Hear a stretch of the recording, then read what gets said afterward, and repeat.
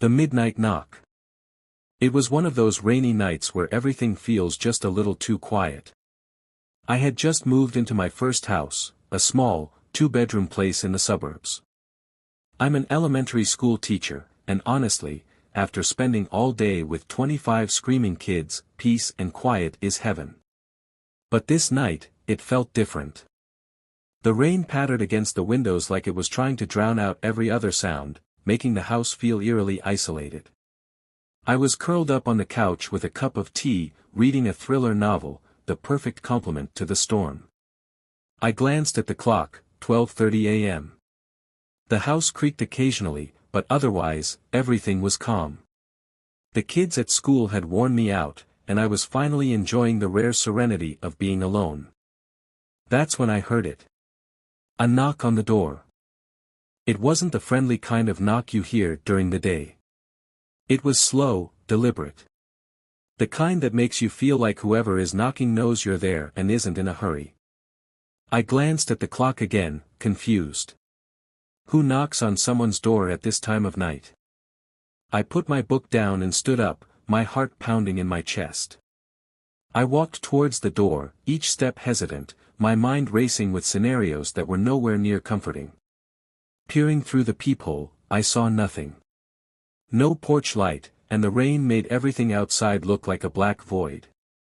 It didn't sit right with me. Who's there? I called out, trying to sound more confident than I felt. Silence. My gut told me to leave it alone, but curiosity, and maybe a little stubbornness, got the better of me. I took a step back and grabbed my phone. Just as I was about to dial 911, another knock echoed through the hallway. This time louder, more insistent. I felt the hair on the back of my neck stand up. My instincts were screaming that something wasn't right. I moved to the window, cautiously pulling back the curtain. The street was completely deserted, no cars, no late-night joggers, nothing but the relentless rain. Now, my heart wasn't just racing, it was hammering. I locked the front door, my hands trembling slightly, and backed away. I retreated to my bedroom upstairs, hoping the knocking would stop. But instead of fading, it grew louder and more desperate. And then came a new sound, the unmistakable scraping of metal against the door. Someone was trying to pry it open. Suddenly, my phone rang. I nearly jumped out of my skin. The screen displayed, blocked number. Against every ounce of logic in my body, I answered. A raspy voice on the other end whispered, "I'm already inside." I froze. My blood ran cold. The phone slipped from my hand, clattering to the floor. Panic surged through me as I bolted toward my closet, my mind racing in overdrive. How did they get inside? I was sure I'd locked everything, but what if I'd missed a window? What if they were already upstairs? I shoved myself into the closet, pulling the door closed, my breathing erratic. I crouched behind a stack of old boxes, trying to make myself as small as possible. My heart was pounding so loudly I was certain whoever was in the house could hear it. Then I heard it, the sound of slow, deliberate footsteps. They were moving around downstairs, heavy thuds on the wooden floor. I couldn't move, couldn't think. Every horror movie I'd ever seen played in my head on a loop, and I was the protagonist, the one who never survives. I clenched my hands into fists, feeling helpless as the footsteps grew louder. Minutes passed, then an hour, or maybe it was less, I couldn't tell. The footsteps slowed, and eventually, everything went quiet. But I didn't dare move. I stayed huddled in that closet, barely breathing, praying they wouldn't come upstairs. Finally, I forced myself to reach for my phone. My hands were shaking as I dialed 911, whispering to the dispatcher that someone was in my house. They told me to stay put until the authorities arrived. It felt like an eternity, but eventually, I heard sirens in the distance. Then came the sound of officers calling out, "Police! Is anyone inside?" Relief washed over me, but I still couldn't bring myself to leave the closet until they reassured me it was safe. I stumbled out, my legs weak, feeling as though I'd aged a decade. The house was empty. No sign of forced entry, no evidence that anyone had been inside, but I knew better. The authorities checked every inch of the house, the windows, and the doors. They found nothing, not even a muddy footprint to suggest the person had been real. But I know what I heard. I know someone was in my house that night. After the police left, I sat on the couch, staring at the front door, still in shock. I couldn't shake the feeling that someone had been watching me. I spent the next few nights barely sleeping, jumping at every creak and groan the house made. The sense of peace I'd felt when I first moved in was gone, replaced by a gnawing fear that wouldn't let me go. That's when I made the decision. I couldn't stay in the house alone anymore. It was too much, too terrifying. So I rented out the second bedroom.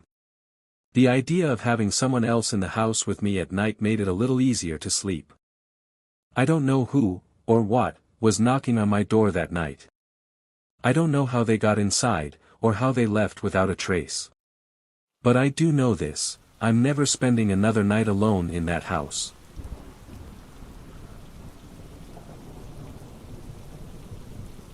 The sound of silence. I was never one to scare easily. I grew up in a pretty rough neighborhood, so I'd seen my fair share of fights and heard too many sirens to count. Now, at 32, I had moved out to a quieter part of town, thinking I'd left all that chaos behind. I work in IT, mostly from home, which is great because I don't have to deal with people. Not that I dislike people, okay, I do, but that's beside the point. That night, I was sitting in my living room binge-watching a show about crime documentaries. It was around 2 a.m., and my dog, Max, was snoring away at my feet. You'd think having a large German Shepherd would give you peace of mind, but Max was more of a couch potato than a guard dog. The episode was just getting good when I heard something, a quiet creak, like the sound a door makes when it's opened slowly. I paused the show and listened. Nothing. I shrugged it off, convincing myself it was probably the wind. A few minutes passed, and I heard it again, but this time it was followed by the unmistakable sound of footsteps. My heart started racing, but I told myself I was being paranoid. After all, I'd just spent hours watching criminals break into people's homes. I glanced at Max, expecting him to perk up. Nope. Still snoring. Useless dog. The footsteps got louder, and I realized they were coming from the hallway that led to my bedroom, where I distinctly remember locking the door. I grabbed the first thing I could find, which happened to be a remote control, and tiptoed toward the sound. I reached the hallway and peeked around the corner. There was a figure, tall, wearing dark clothes, slowly moving toward my bedroom. Now, here's where I should have screamed, or called the cops, or I don't know, done anything other than what I did. But my brain went blank, and all I could think was, why the hell am I holding a remote control like a weapon? I don't know what came over me, but instead of freaking out, I shouted, "You better leave now, or I'll turn this place into a Home Alone sequel." The intruder froze for a second, probably wondering what kind of idiot yells movie references during a break-in. But it worked. He bolted down the stairs and out the back door. I never saw him again. I still laugh about it to this day, but I also installed way better locks, and Max, well, he's still useless.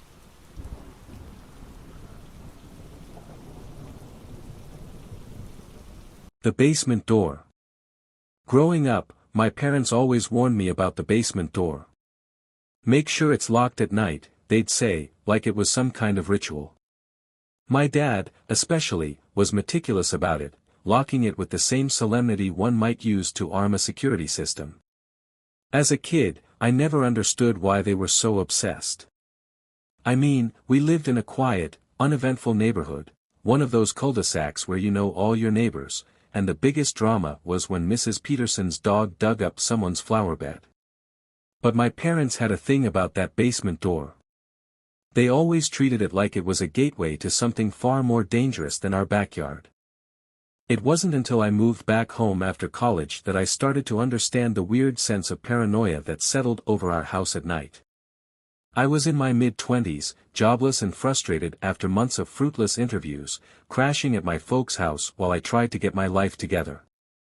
My room was in the basement, which had been renovated into a small living space when I was in high school. At first, I loved it. It had its own door leading out into the backyard, perfect for coming and going without disturbing anyone. It gave me a sense of independence. But at night, that sense of freedom quickly turned into unease. There's something about being underground, separated from the rest of the house by a flight of stairs, that made the space feel isolated. At night, when the rest of the house was asleep and the noises of the day faded away, the basement had a different kind of atmosphere. The creaks and groans of the house settling seemed louder, more pronounced, and the shadows cast by the dim light in the hallway always seemed to shift in a way that made me double-check the corners of the room. Still, I brushed it off. I wasn't a kid anymore. I didn't need to be afraid of a quiet basement. One night, my parents went on vacation for the weekend, leaving me home alone for the first time in years.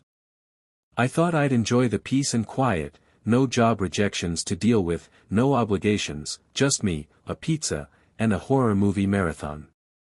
Perfect. I set myself up on the couch, threw on a blanket, and started the first movie. For a while, I was totally immersed in the gore and jump scares, my mind miles away from the creepy atmosphere around me. But as the clock edged closer to midnight, the noise of the movie began to fade into the background, and I noticed something else. A faint scraping sound. It was quiet at first, barely noticeable over the sound of the TV.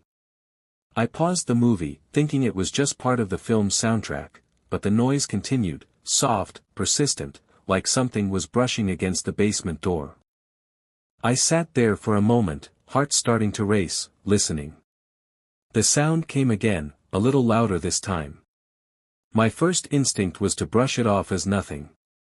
Probably just the wind, I muttered, though I wasn't entirely convinced. I glanced at the basement door, which was barely visible from where I was sitting, shrouded in shadows. I hit play, trying to ignore the gnawing feeling in my stomach, but the sound wouldn't stop. The scraping became more insistent, like something, or someone, was trying to get in. I pressed pause again, now fully alert. My body went stiff, listening for any other sign of movement. I heard the sound of rain tapping softly against the windows upstairs, but that wasn't it. The noise was closer. Lower. From the backyard. From the basement door. My palms started to sweat. I grabbed the remote, turned the TV off, and sat in total silence, the darkness of the room closing in around me. The sound grew louder, a sharp, scraping noise followed by a bang. Something hit the door hard, like someone was trying to force it open. I felt a jolt of adrenaline shoot through me. I wasn't imagining this. Someone was out there, at the door. And they were trying to get in. I grabbed the nearest thing I could find, an old, heavy flashlight, and tiptoed toward the basement door. My heart was pounding in my throat, each beat like a drum in my ears. The scraping sound continued, more deliberate now, and then, click. The unmistakable sound of the lock jiggling. Someone was trying to pick the lock from the outside. I froze, barely able to breathe. This wasn't happening. Not here. Not in the quiet house where I'd grown up. I wasn't ready for this.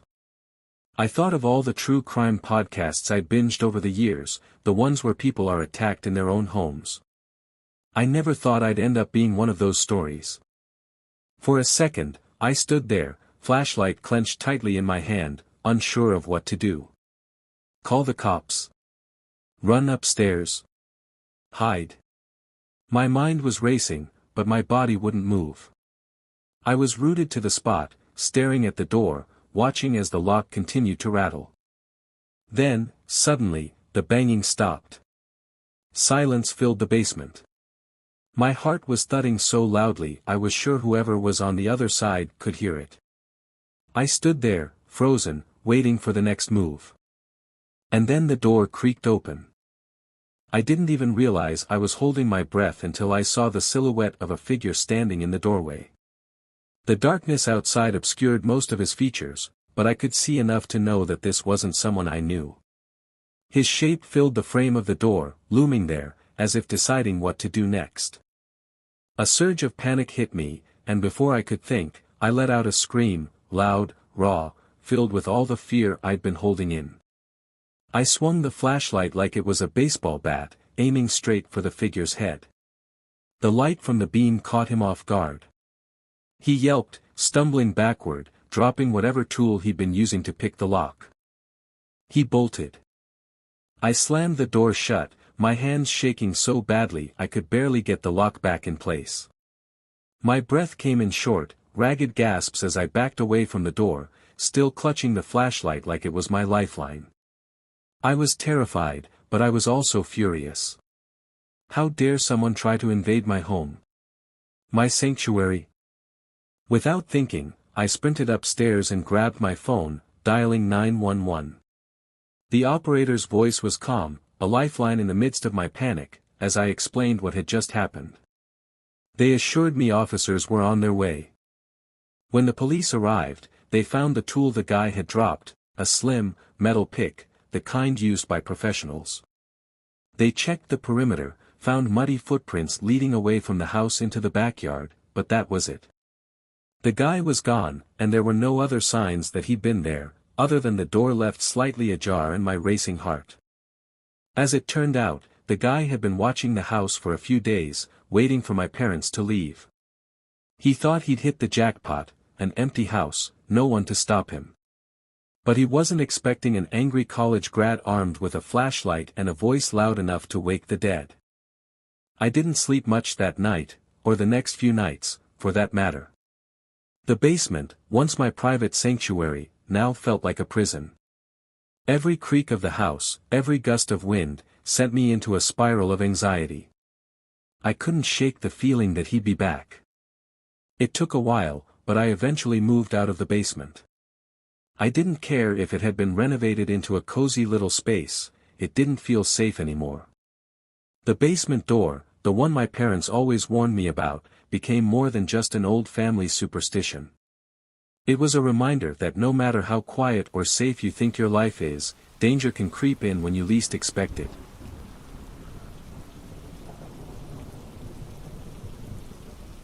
Thank you so much for watching and supporting my channel. Your time and engagement mean the world to me.